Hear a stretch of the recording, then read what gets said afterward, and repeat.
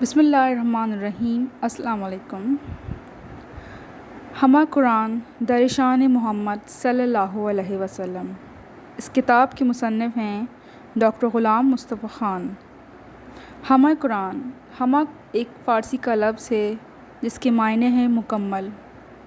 ہمہ قرآن کا مطلب ہے مکمل قرآن، اور در شان محمد صلی اللہ علیہ وسلم کا مطلب ہے کہ قرآن اور عملی قرآن یعنی حضور انور صلی اللہ علیہ وآلہ وسلم کی حیات طیبہ آپس میں لازم و ملزوم ہیں۔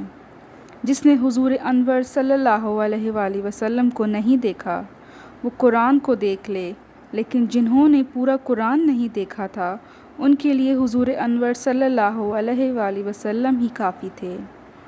ان کی حیات طیبہ کا ایک ایک واقعہ قرآن کی ترجمانی کرتا ہے اور اس کے احکام کی صحیح عملی تصویر پیش کرتا ہے۔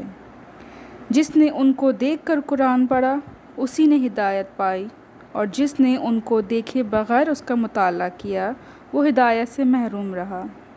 نماز، زکوٰۃ، روزہ، حج، جہاد وغیرہ جیسے اہم قرآنی احکام پر عمل کس طرح کیا جائے اور معروف و منکر کو کس طرح پہچانا جائے، اس کا جواب صرف حضور انور صلی اللہ علیہ وآلہ وسلم کی حیات طیبہ سے مل سکتا ہے۔ گویا قرآن کی ہر آیت اور ہر واقعہ حضور انور صلی اللہ علیہ وآلہ وسلم کی حقانیت کی تصدیق ہے، اور بلا واسطہ یا بلا واسطہ انہی نے اس کا تعلق ہے۔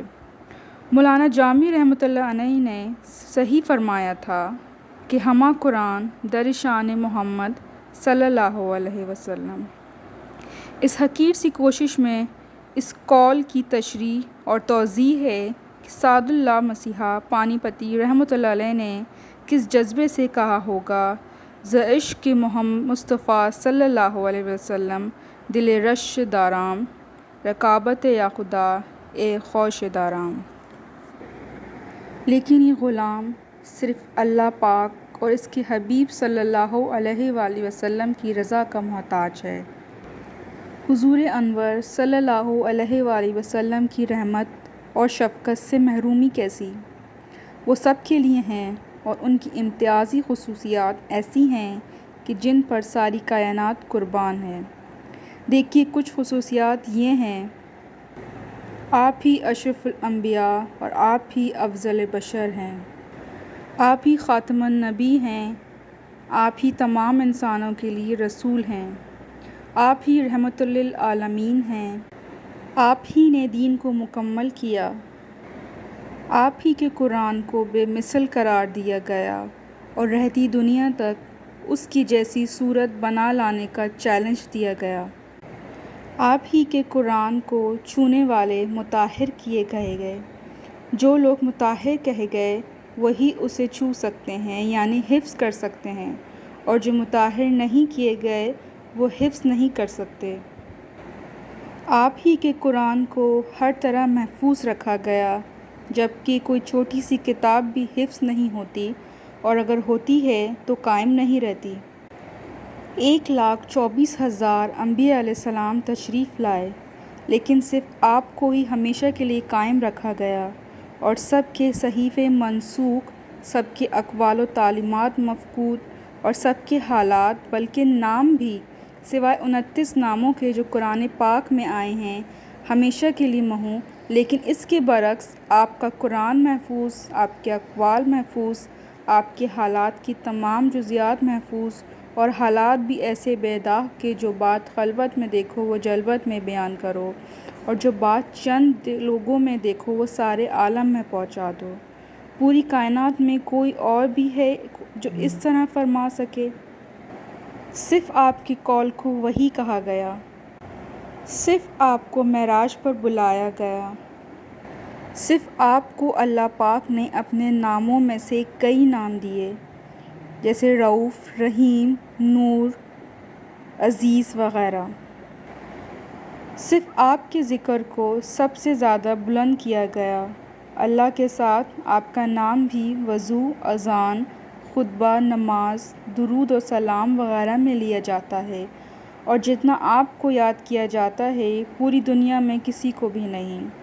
بعض حضرات تو ہزاروں مرتبہ ہر روز ضرور پڑھتے ہیں۔ صرف آپ کی محبت سب سے زیادہ ہے۔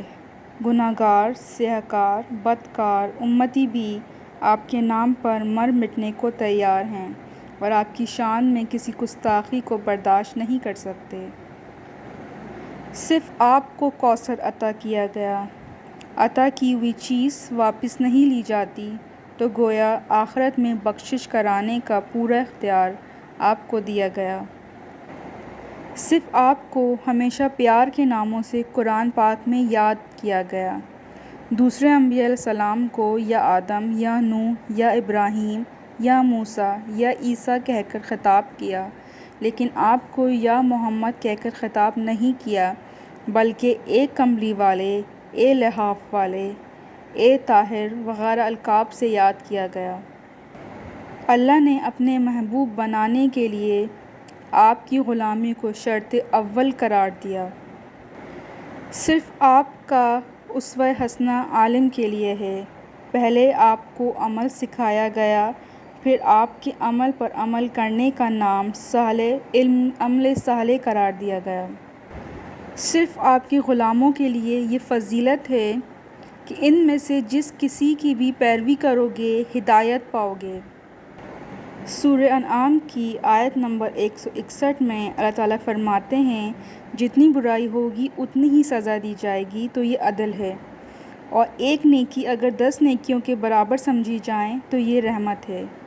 یہ بات رحمت للعالمین صلی اللہ علیہ وآلہ وسلم کے صدقے میں ان کی امت کے لیے مخصوص ہے۔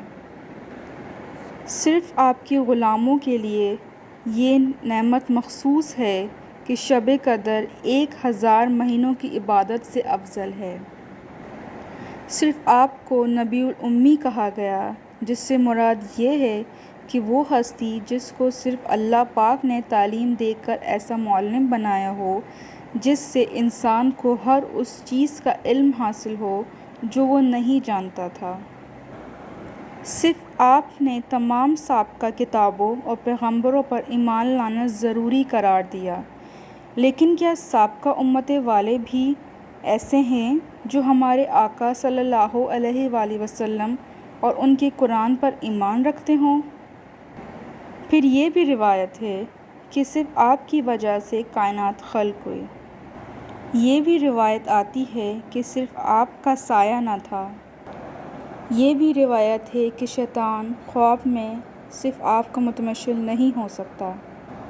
یہ بھی روایت بخاری ہے کہ ایک مرتبہ حضرت ابن مسعود رضی اللہ تعالیٰ عنہ حضور انور صلی اللہ علیہ وآلہ وسلم کو قرآن پاک سنا رہے تھے، جب وہ اس آیت پہ پہنچے کہ اس وقت کیسا ہوگا جب ہر ایک امت پر خدا ایک گواہ کھڑا کرے گا اور آپ کو ہم سب امتیوں پر شہادت کے لیے کھڑا کرے گا۔ فرمایا، بس ٹھہرو۔ حضرت ابن مسعود رضی اللہ تعالیٰ عنہ نے آنکھ اٹھا کر دیکھا تو حضور انور صلی اللہ علیہ وآلہ وسلم کی آنکھوں سے آنسو جاری تھے۔ صحیح بخاری میں ہے کہ حضور انور صلی اللہ علیہ وآلہ وسلم مطیع کو بشارت سناتے، عاصی کو ڈر سناتے، بے خبروں کو پناہ دیتے۔ رسول اکرم صلی اللہ علیہ وسلم نہ سخت کو نہ چیخ کر بولتے، بدی کا بدلہ ویسے ہی نہ دیتے، معافی مانگنے والے کو معاف کر دیتے، گنہگار کو بخش دیتے۔ ان کی تعلیم اندھوں کے لیے آنکھیں، بہروں کو کان دیتی، غافل دلوں کے پردے اٹھا دیتی ہیں۔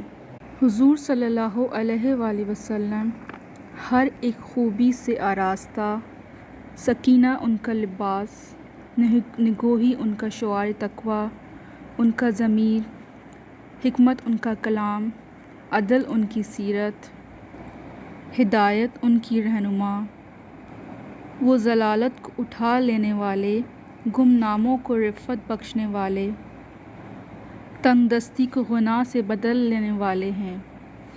ایسے پیارے رسول صلی اللہ علیہ وآلہ وسلم سے متعلق پیاری باتیں اب قرآن پاک میں دیکھیے۔